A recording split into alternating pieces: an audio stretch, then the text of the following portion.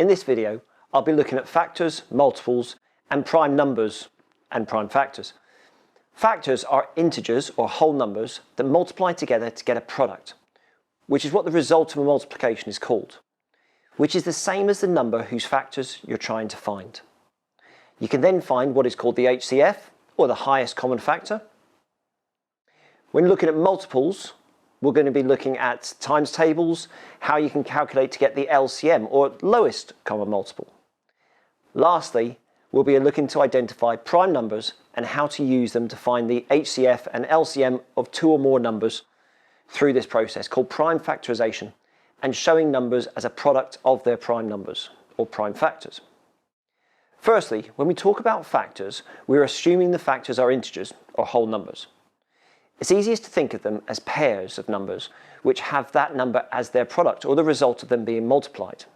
So here we're finding the factors of 24.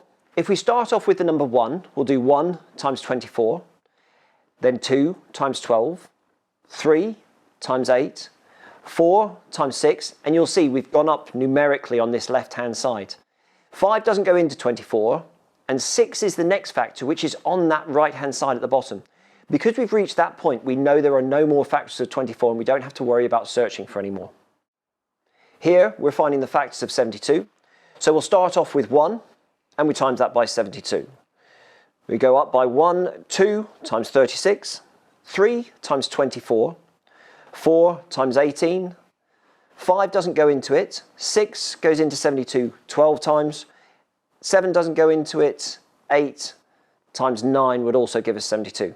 Now, because 9 is the next factor up, we know that we don't have to worry about looking for any more factors because that's on the bottom right-hand corner. So now we have a complete list of all the factors of 72. Now we've completed this process with both of these numbers, we can find out what's called the HCF, or the highest common factor. You can see that there's several numbers on both lists. So I underline all the factors that are on both lists: 1, 2, 3, 4, 6, 8, 12, and 24. But if we notice, the highest factor that's on both lists is 24. So the highest common factor of both 24 and 72 is in fact 24 itself. So 24 is the HCF for 24 and 72. This method is useful when dealing with smaller 1 or 2 digit numbers, but for larger numbers we can use what's called prime factorisation, which we're going to look at towards the end of this video. Next, we'll look at multiples and how to compare the multiples of 2 or more numbers. Multiples are the product of 2 or more integers, which is to say they're in the times tables of those numbers. Let's look at the first 5 multiples of 8. So if we look at the factors of 8, we start off with 8 times 1, which is 8, 8 times 2, which is 16, 8 times 3 is 24, 8 times 4 is 32, and 8 times 5 is 40. It's always a good idea to look at the first 5 multiples when you're trying to find the lowest common multiple. When looking to compare the multiples of 2 or more numbers, we're often asked or need to use the LCM, or lowest common multiple, which is the smallest number that appears on both lists. If we look to find the lowest common multiple, or LCM, of 9 and 12, for example, I'd always suggest starting with the multiples of the larger number, then looking to see which ones of that are a multiple of the smaller number. As the LCM must be on both times tables, using the larger number means you're looking at a smaller list of numbers. So we find the multiples of 12, 12 times 1, which is 12, 12 times 2, which is 24, 12 times 3, which is 36. And if we know our 9 times tables, we'll know we've come across a multiple of 9 there. So the multiples of 9, 9 times 1 is 9, 9 times 2 is 18, 9 times 3 is 27, and 9 times 4 is 36. So we can see that 36 is on both of those lists. So we can circle that number, and we can definitely say that 36 is the LCM, or lowest common multiple, of 9 and 12. Finally, we can use a process called prime factorisation to find what is called the product of a number's prime factors, and also both the HCF and LCM of 2 or more larger numbers.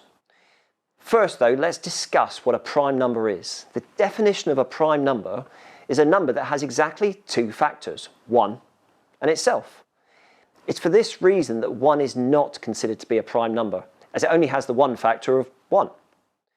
So the lowest prime number is 2, and that is where we're going to start to discover the others. So with this list of numbers between 1 and 100, let's look at trying to find all the prime numbers in this list. First of all, let's recognise that 1 can't be considered a prime number because it only has the 1 factor. So we'll get rid of that, and we'll also know that 2 is the first and lowest prime number that you come across. It's also the only even prime number, as we're about to find out. So if we highlight 2 and get rid of all the multiples of 2, that means we get rid of all the other even numbers. So we'll do that now. And you can see that an awful lot of the numbers have already disappeared, which is why those early prime numbers are quite important. The next prime number that we look at is going to be 3. It also has that definition of having 3 and 1 as its only factors. So we'll highlight 3 and we'll get rid of all of that, the multiples of 3. Next, we don't have 4 because that's already been taken care of, so we move up to 5. 5 again has that definition of only having the 2 factors, 1 and itself. And we can get rid of all the factors of 5 now as well. And now we can see we have 7 is the next prime number, so we highlight that and we get rid of all of the multiples that are left of 7. Now actually that's as far as we need to go with the numbers from 1 to 100, because as you can see all the numbers that are remaining are the ones that are prime numbers between 1 and 100. We can use these to complete a process called prime factorisation, as prime numbers can be considered the building blocks of all the other numbers, meaning that we can multiply them together to get any other number. We can use them to create any number as their product, or the result of a multiplication of 2 or more numbers. If we start with the following example of finding 420 as a product of its primes. So we have 420, and we always use what's the lowest prime number that we can to divide it by. So it's an even number, so we can divide it by 2 and get at 210. 210 is still even, so we can divide that by 2 and get 105. We can then divide that by 3, because it's not an even number anymore, so we move up to the next prime number of 3. Divided by 3 you get 35, which you can't divide by 3, so we move up to 5. Divide it by 5 and you get 7. And we need to recognise that 7 is a prime number. So now all of the numbers that we have to this left-hand side are all prime numbers, and we've done our prime factorisation. Now to write it as a product of its primes, we write 2 times 2 times 3 times 5 times 7. If this is asked for in index form, it means using powers or indices, which we'll come to in the indices video later on. But it means we can gather some of the multiplication together as follows to show the amount of numbers being multiplied. We write it as 2 to the power of 2, because there's 2 of them, times by 3, times by 5, times by 7. This is 420 and the product of its primes in index form. We can now do the same process for 252 so that we can compare these two numbers for the HCF and LCM. So now we have 252 and we want to write that as a product of its primes. It's an even number, so I can divide it by 2 and get 126. It's still an even number, divide it by 2 and I get 63. It's not an even number anymore, so I need to move up. Does 3 go into it? Yes. We end up with 21. 3 still goes into 21 and I get 7. And I recognise that all of those are now prime numbers. Because they're all prime numbers, we can now write it as a product of its primes. 2 times 2 times 3 times 3 times 7. Or in index form, 2 to the power of 2 times 3 to the power of 2 times 7. We can also do this using a scientific calculator. So you can find the prime factors of 420 by simply typing 420 and pressing equals. Now this is going to say 420 again, but if you now press the shift button, which is here, and the factor button, or FACT, which is here, it will give you 420 as a product of its primes in index form. 2 to the power of 2 times 3 times 5 times 7. We can now use these two circles, known as a Venn diagram, which we'll use more of in the tables and graphs video, to sort these prime factors out. So we write these numbers in. All the numbers that are shared go into the centre section, and the shared numbers are 2, 2, 3 and 7. 420 also has a 5 as one of its prime factors, so we write that into that circle there. Now the product of all of the numbers in that circle will be 420. 252 also had a 3 in it, so if we put that in there, all the numbers in that circle will have the product of 252. In order to calculate the highest common factor, I find the product of the numbers in this central area. So if we take the numbers in that central section, we've got 2 times 2 times 3 times 7. If we multiply these numbers together, we get the product of 84, and that is the HCF, or highest common factor, for 420 and 252. So to find the lowest common multiple, we multiply all of the numbers that are in this Venn diagram.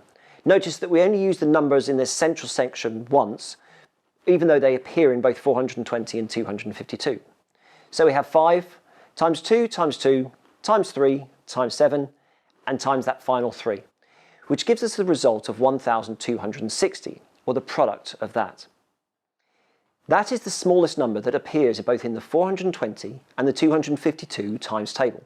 So that's our lowest common multiple, or LCM. We've gone through factors, which are numbers that create other numbers through multiplication, multiples, which are the numbers in their times tables, and prime numbers and prime factors, and in doing so found two methods of the HCF, or highest common factor, and LCM, or lowest common multiple, of two or more numbers. As well as being able to compare these numbers, this is a really useful tool when dealing with fractions, ratios, algebra, and many other areas of maths. Next, we'll be looking at fractions and the many ways they can be used in operations. I'll see you then.